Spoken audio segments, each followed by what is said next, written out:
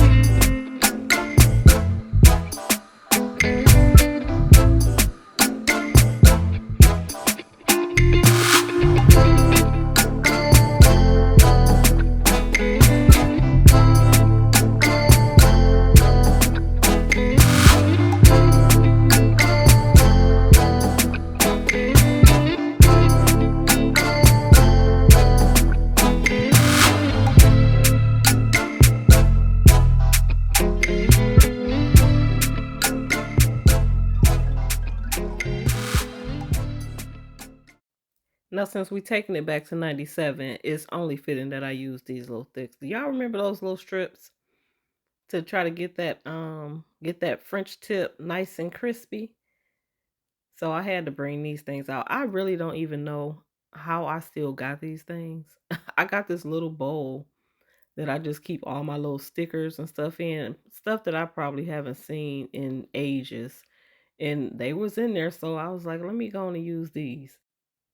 And y'all, these colors that I chose, I actually just closed my eyes, reached in my little bin that I have all my gel polishes in, closed my eyes and just grabbed them out. But remember, we in 97, we didn't have gel polish back then. So this is how we used to do it. So just imagine that this gel polish is regular polish. But we would dot on the um the other colors if we would, this is how we did marble. So we dotted on the colors and we actually used toothpicks or orange wood sticks to actually get the marble effect, and we would just go to swirling. Once we put our little dots on there, we would just get to swirling stuff around. And there was no UV light to dry. So we actually had to sit there and wait for that to dry. And we know that took a long time because it's thick. You know, once you put them dots on there, them dots is kind of thick. So once you get to swirling 3 and 4 polishes around, you're going to be sitting there for a while. Now, we did have those little hand dryers that you put your hand in and you press down and a little fan will come on. Or we had the, what was it called? Quick dry spray in the little red can. And we would use that. But for the most part, we had to be patient and wait for our polishes to dry. So this right here is where I wish I would have did my drilling after I polished the nails. I think I did that backwards. I can't remember the steps from, almost 30 years ago when I used to do this. Now, if I was to do this again, I would go ahead and drill after I polish. Now, right here, I'm using the blooming gel. I wanted to see how good the blooming gel would help out with this marbling technique, I guess I would call it. And I think it worked out a little better than doing just the polish first and then trying to marble on top of it like I did with the pinky nail. But this one with the blooming gel, I think it worked out a little better for me. So I'm just throwing dots and dots and dots of all the three colors. I got the, oh, four colors: light purple, the dark purple, the white, and the black. And just swirling it around. Like I said before, if back in the day we used toothpicks and orange wood sticks to get this effect. We had to be real innovative back then. So even for like applying the rhinestones, I used to take a orange wood stick and kind of stab it on a hard surface to dull it down. And I would use that to apply my rhinestones. Back then, I would take it and dip the tip in a little bit of clear polish and then kind of dry it off a little bit so that, they would stick. So that's how I used to pick up my stones to place them on the nails. Okay, so I'm going to finish the polish application and come back when it's crystal time.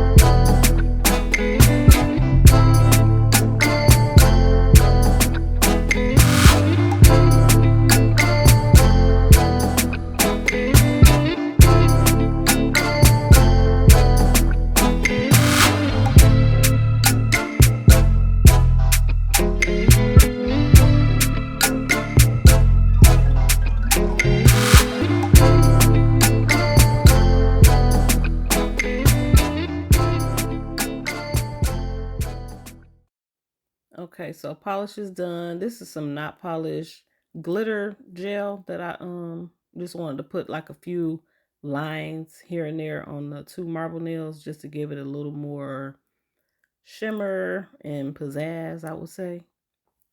So I'm just gonna slap that on just willy-nilly, no rhyme or reason, right before I get ready to apply these crystals.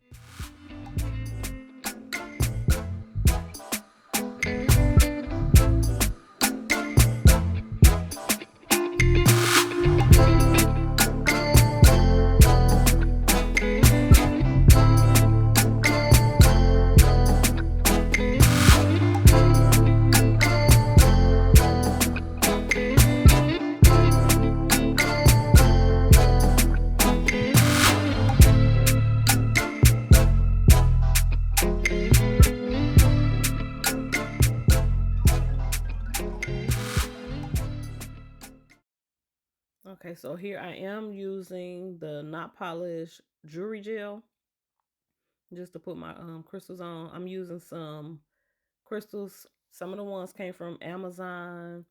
The dark purple ones, I got those from Zule, and the AB crystals. I always get those from I get those from AliExpress. Those crystals, I got so many crystals, it don't even make no sense.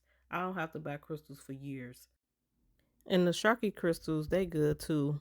I bought so many of those when I found out they was about to stop selling them at the craft store.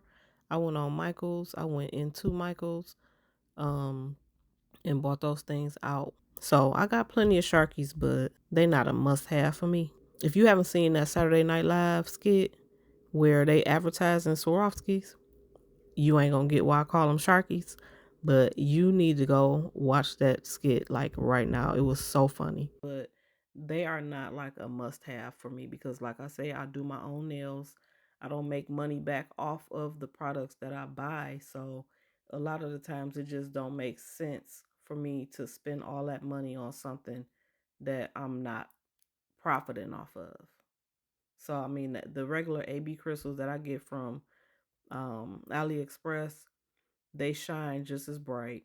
And especially because when I finish putting my crystals on, I'll spray my nails with alcohol and wipe them down with a paper towel or whatever I got handy.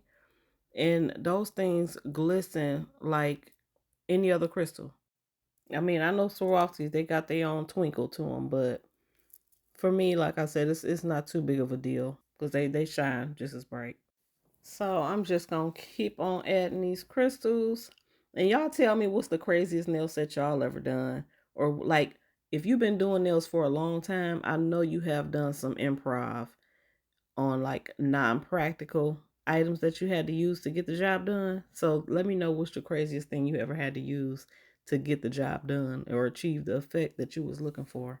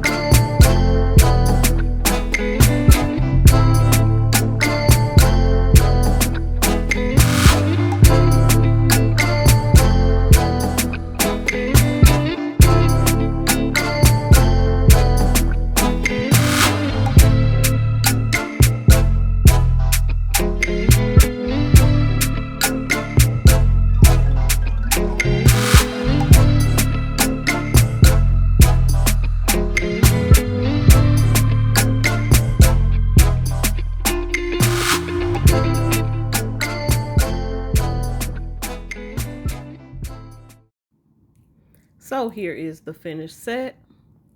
Let me know what y'all think. Would y'all rock these crazy nails? And if you would, what would you do different? I hope y'all enjoyed this video. Don't forget to like, comment, and subscribe. Thank you for watching.